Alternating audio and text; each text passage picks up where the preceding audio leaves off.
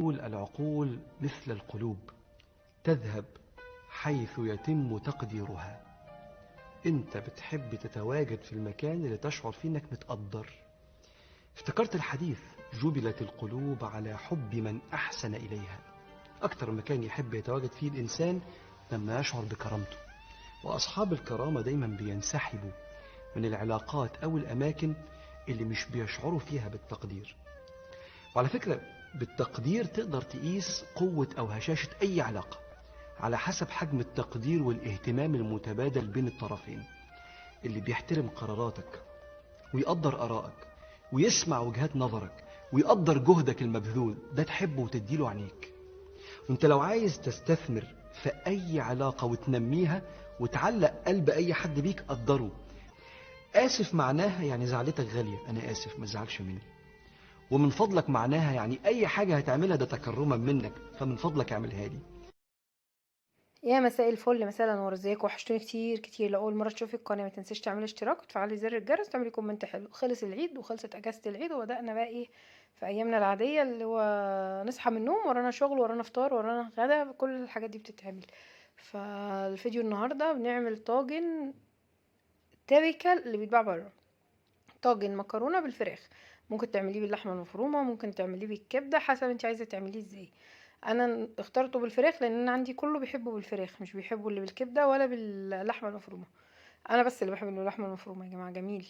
بس مش بيحبوه، يعني مش مستحب ليهم، مستحب ليهم اللي هو بالفراخ وقطع الفراخ. فانا اشتريت صدر فرخه سليم، ده كان اقل من نص كيلو. يعني قلت للست ما تقطعيهوش ليا، مش عايزاه فيليه بانيه اللي هو الشرايح ده، انا عايزاه كده خلاص سليم عشان اقطعه مكعبات براحتي.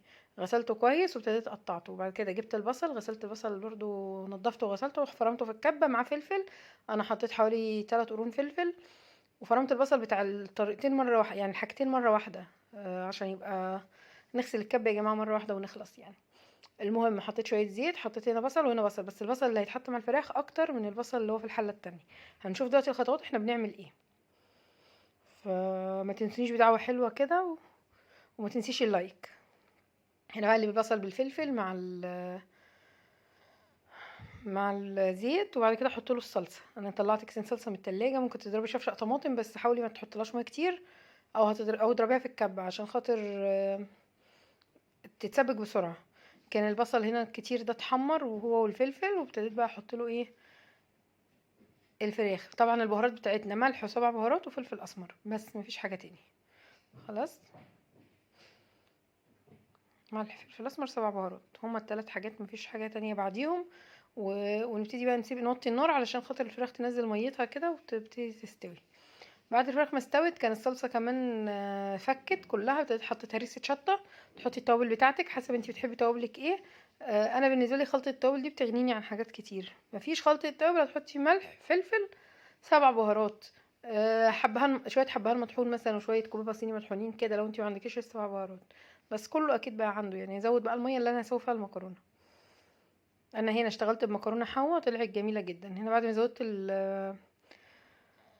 زودت الميه، ابتديت خدت طبق وركنته على جنب عشان هعوزه بعد كده، هتشوفوني ليه برضو ركنته على جنب يعني. نجيب بقى المكرونه ونبتدي نحطها. كان ليا كام تجربه سيئه معاها، بس المره دي ما كانش فيه غيرها، اشتريتها من المحل وطلعت الحمد لله كويسه.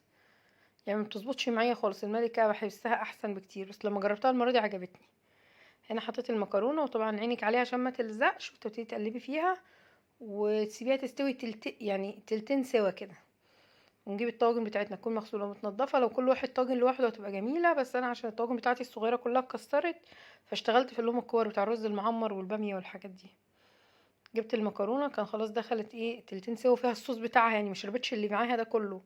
علشان خاطر نبتدي نشتغل، فردت الفراخ في الطاجن من تحت بالبصل بتاعها المكرمل ده، وبعد كده حطيت المكرونه عليهم. كان الطاجن اتملت، اجيب بقى الطبق اللي انا ركنته وابتدي احط منه بقى ايه، اسقي منه الطاجن كده عشان ايه يكمل سواها. في ناس بتحطها نية خالص، يعني بتعمل الصلصة كده وتحط الفراخ، تحط المكرونة تكب عليها الصلصة وتدخلها الفرن. بس بصراحة انا بحب ايه اقصر وقتها في الفرن، فبطيبها شوية على البوتاجاز.